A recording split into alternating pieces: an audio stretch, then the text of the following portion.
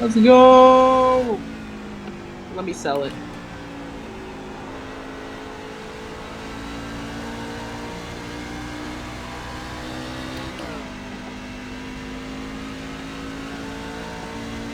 I mean, there's no point for Diego to come in. He's got to stretch it until the crushing it. So. I've got 10 laps in the car right now. You've also got you picked up fuel, if not tires, earlier. So I have fuel, no tires. Actually, you want to come in this time, June? I'm running it out. I may just.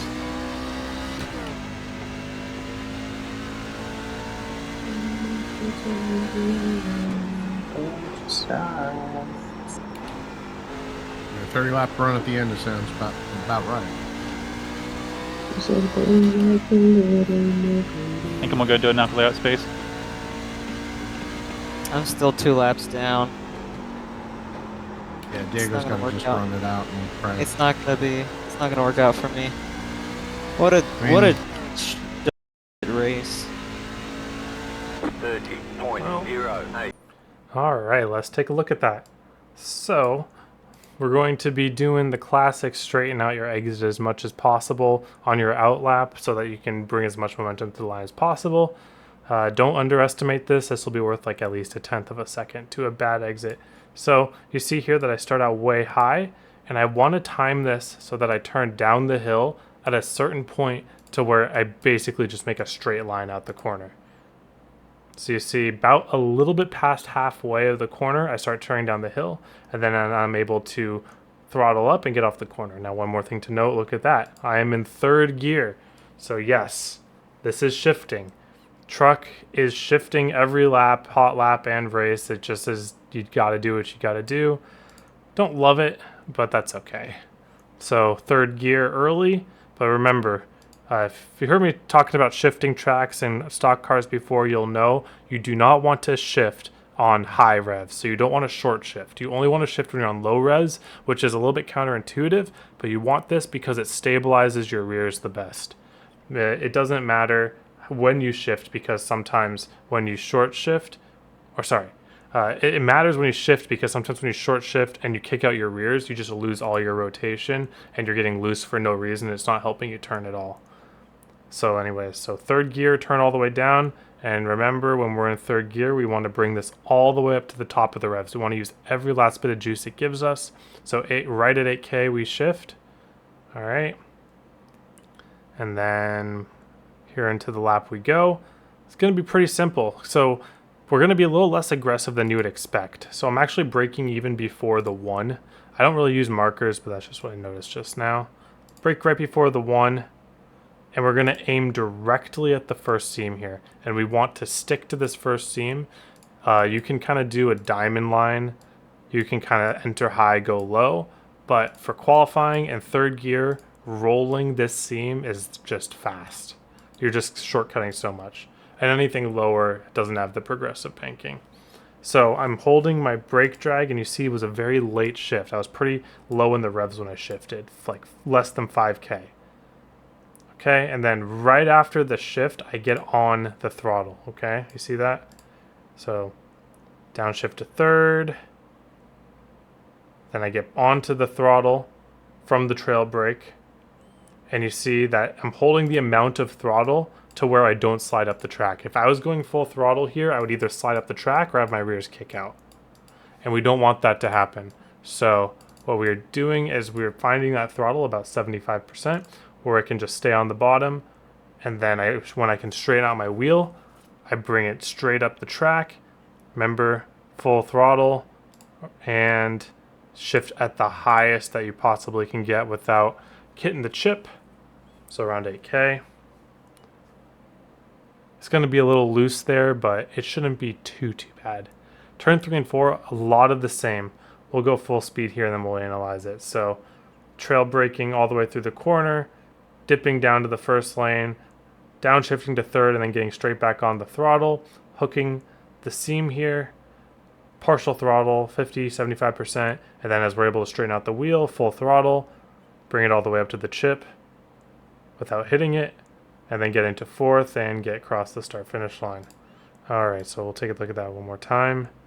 So when we get on the brake, let's see where I'm doing it here. Again, right before the 1, and you see we aim immediately at the seam. Do not delay your turn down. This is going to be one of the hardest things for people to do.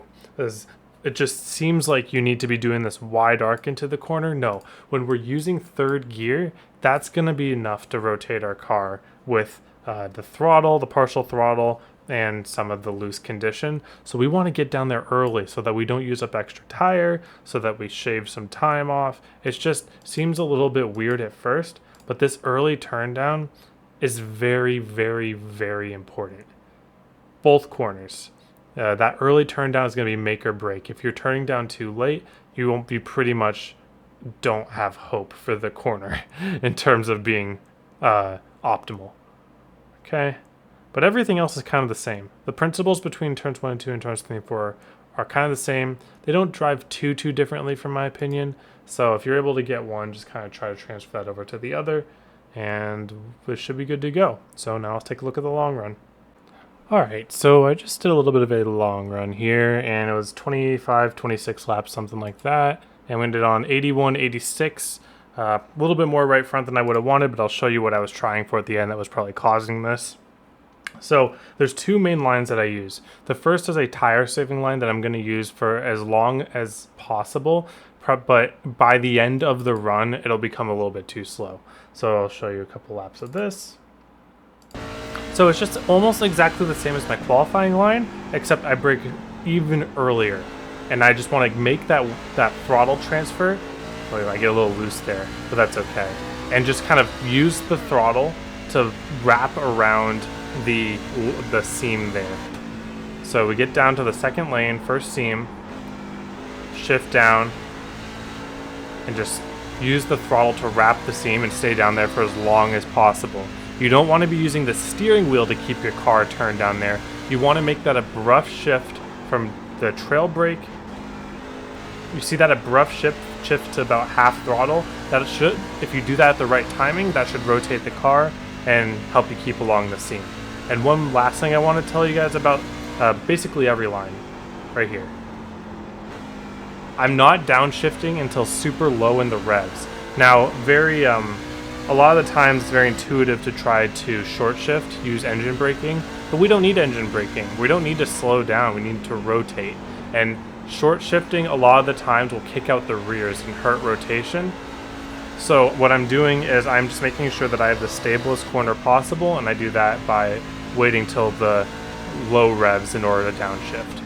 And then the other thing that goes along with that is I try to stay in third gear as long as possible.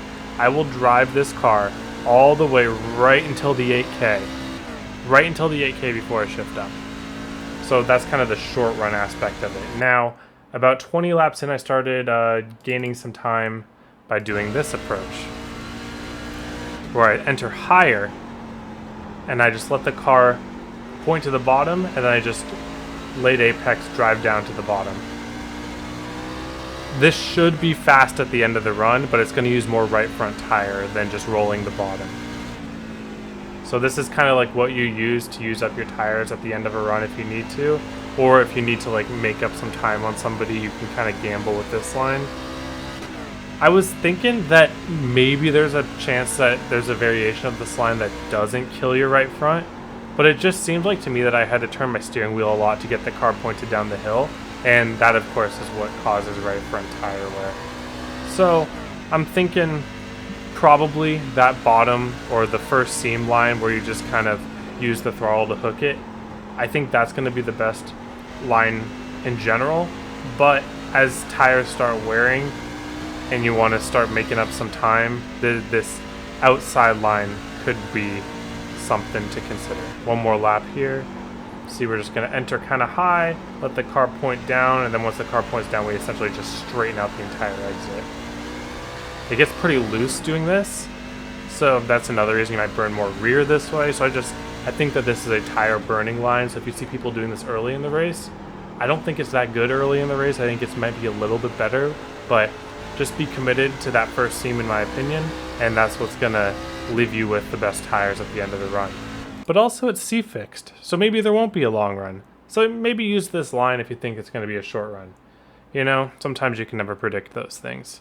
All right, thank you all for watching. Hope you have a wonderful day, and I hope to see you all on the track.